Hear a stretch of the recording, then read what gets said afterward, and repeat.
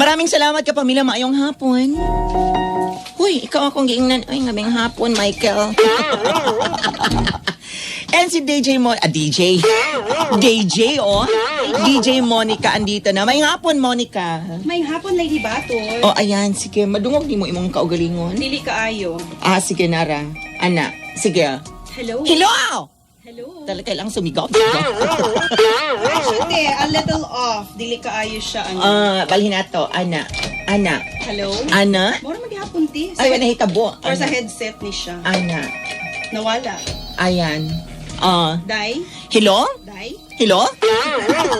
Mas kusog imong tingog kaysa sa akong tingog. Okay, sige. Hinayin na akong ako. Ana, Lahi naman ni siya gahapon, ti. Mura ko bungon. Nakasama ni sir. Is it just my headset? Sa headset. Kasi malakas ka naman dito sa aking headset. Okay, sa ako. Okay, te. Di na ako makig-argue. Oo, ganon. Maing hapon una kang Monica. Maing hapon sa inyong tanan? Oo. Ito pala yun. Sige, go. Ang unsa man? Ayan na. Kana. Oo, arang-arang. Try door, hindi ko na-on yung mic. Abi pa na ako, dugay-dugay na kaaniining mga panginabuhi. Aray ko, ang tanga-tanga ko today. My God. Thanks for acknowledging. Oo. Kasi isa lang ang inon ko. Ha? Siya na, Michael. Pahawan rin kung gwapa ka. Di gid siya mo hawa, kay gwapa man siya. O gani man. Naman lang, ang ilusyon lang matong gikinahanglan sa kalibutan. O ito, pag-usapan na natin kapamilya yung kwento ng buhay pag-ibig ng ating unang sender na si Catherine. May tumatawag ba? Wala. Meron. Maing hapon. Maing hapon, Lady Batot. Di mo, mga pangatanguran. Ay, kay DJ Monica. Hi. Hello, DJ Monica. Kisa ang taong ka? Kisa dayo. Si Anang Ecolan. Si Anang Ecolan. O si Ann naman to. Hello, Ann. Hiluan. Mamatay tiyan. Ayaw hiluin. Kapamilya pa dyan ko ni mo sa una pa. Baka itong ikaw pa din.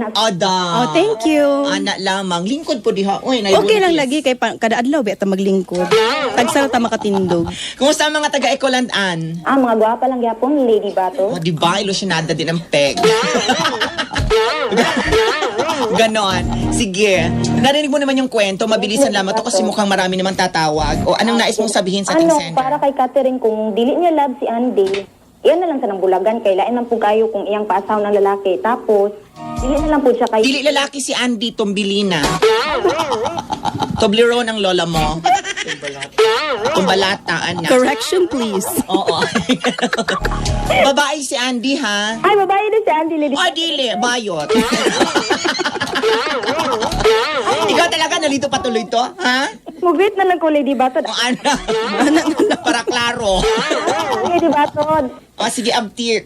Sige, mag-greet lang na ko ang mga vlog fevers, sila si Jaskyle o si Anak. Tanang mga vlog fevers at saka si Ate Jonah ng Quantumin Plus at saka sa tanang nakikinig ng MOR. Kana lang, Lady Bato. Thank you. Maraming salamat. Thank you for calling. Oo. Pero ganun pa rin naman ang sinasabi niya, Monica, di ba? Kung hindi mo mahal ang isang tao, hindi ka dapat makipag-commit. Correct.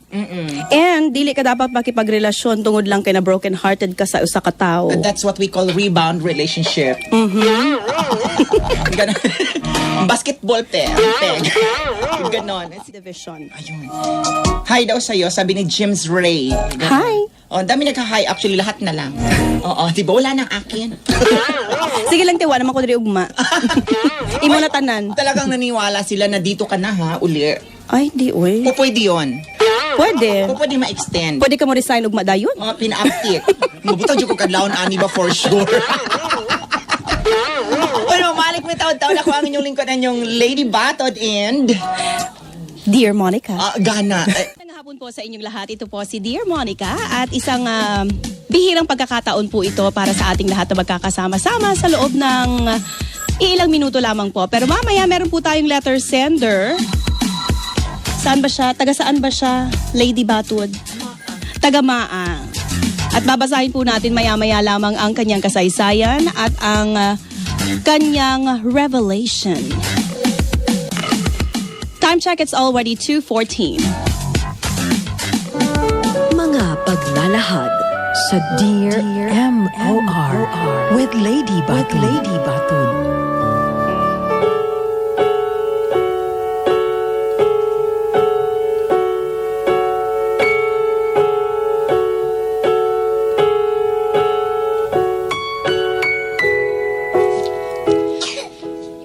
ko noon.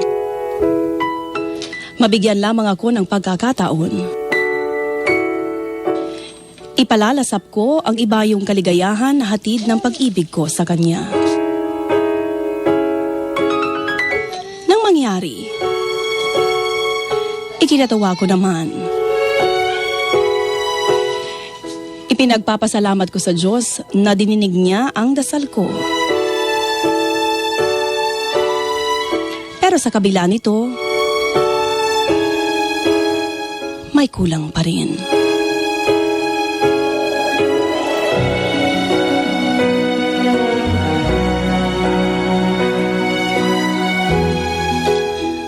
Dear MOR,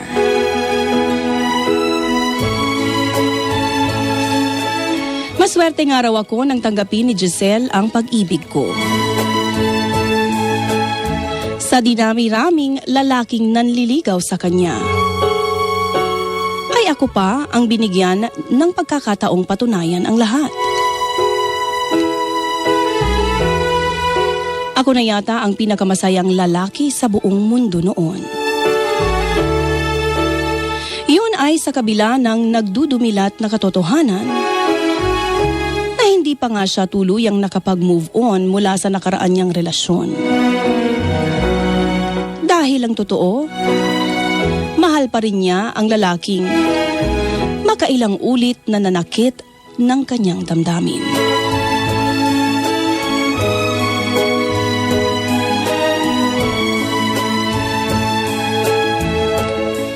Ginawa ko naman ang lahat.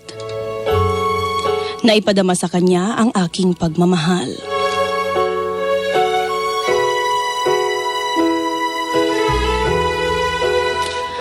Pangako ko na yun sa aking sarili. Na wala akong ibang gagawin, kundi ang pakasikaping maibaling na niya sa akin ang pag-ibig niya.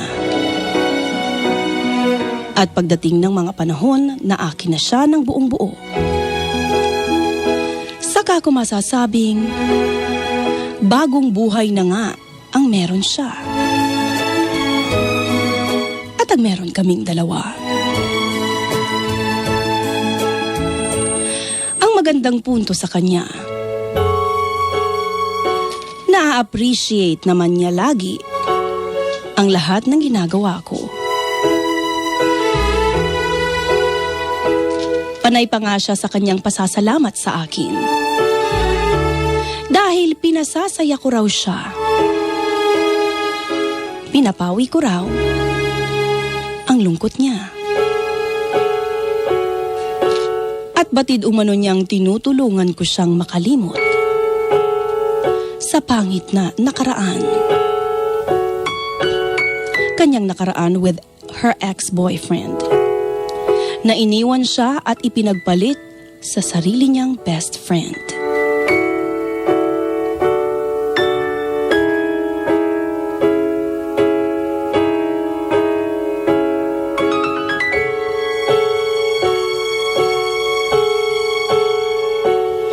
Alam ko naman ang limitasyon ko sa relasyon naming dalawa. Ang totoo, hindi naman talaga ako nagrereklamo. Kahit pa walang nangyari sa amin na sexual, ni hindi ko pa nga siya nahahalikan sa labi o sa pisngi. Oo. Pero sa palagay ko, sa mahigit 4 na buwang relasyon namin ngayon, imposible nang paniwalaan pang ako. Hanggang sa pisngi ko lamang siya nahahalikan. Sa kabila nito, tanggap ko pa rin. Hindi naman ito ang mahalaga sa akin, kundi ang katotohanang mahal ko siya. At tinanggap niya ako bilang boyfriend. Kaya lamang ayoko namang paniwalaan sila na ang meron kami ay wala kundi relasyon sa pangalan lamang.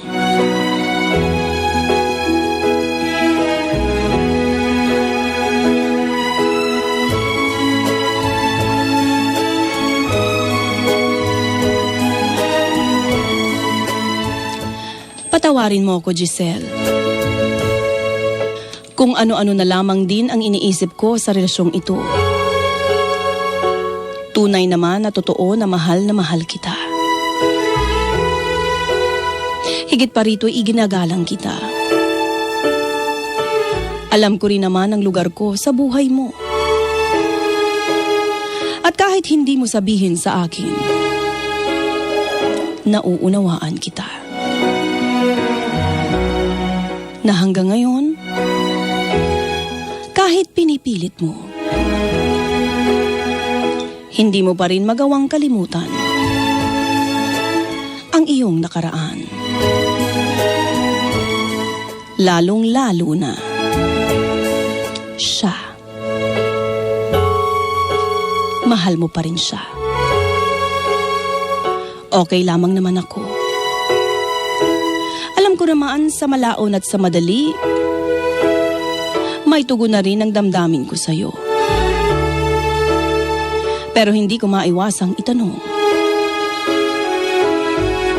kung hanggang saan at hanggang kailan ako maghihintay na mahalin mo rin ako. Pasensya ka na.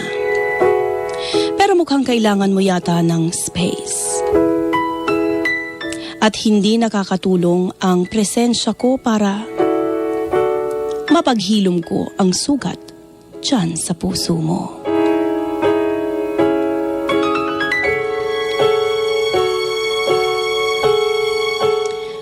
My own revelation. Dedication.